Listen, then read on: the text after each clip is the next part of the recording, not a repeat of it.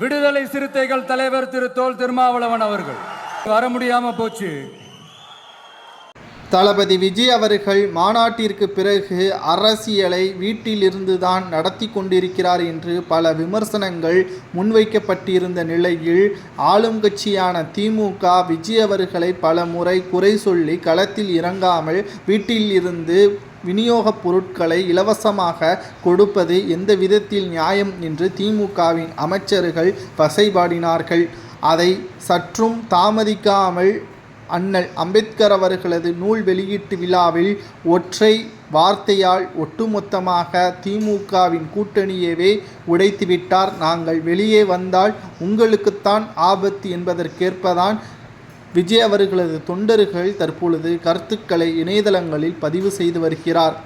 அண்ணல் அம்பேத்கர் அவர்கள் விடுதலை சிறுத்தை கட்சிகள் ஒன்றாக பார்க்கக்கூடிய வகையில்தான் கடந்த காலங்களில் அமைந்திருக்கும். தொல் திருமாவளவன் அவர்கள் அம்பேத்கர் அவர்கள் மீது வைத்திருந்த பேரன்பின் காரணமாக இந்த நிகழ்ச்சியில் ஆரம்பத்தில் வரவுள்ளதாக தெரிவித்தது.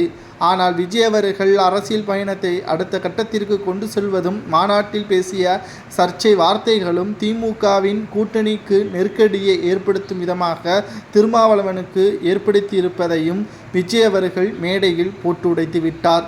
இதனால் திருமாவளவன் அவர்கள் அரசியலில் மூத்த தலைவராக இருந்தாலும் ஆளும் கட்சியான திமுகவின் கட்டுப்பாட்டில் இருப்பதால் அவருக்கு பின்னால் இருக்கக்கூடிய பல லட்சம் தொண்டர்கள் அவரை நிச்சயமாக இனி எப்படி மதிப்பார்கள் என்பதற்கேற்ப மறைமுகமாகவும் தாக்கியுள்ளார்.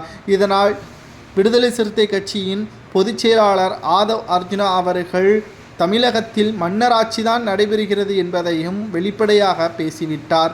இதனால் திமுகவிற்கு நேர் எதிராக தமிழக வெற்றிக் கழகம்தான் அரசியல் களத்தில் உள்ளது என்றும் 2026 நிச்சயமாக தாவேகா அதிமுக தான் என்றும் தற்பொழுது தகவல்களும் வெளியாகியுள்ளது.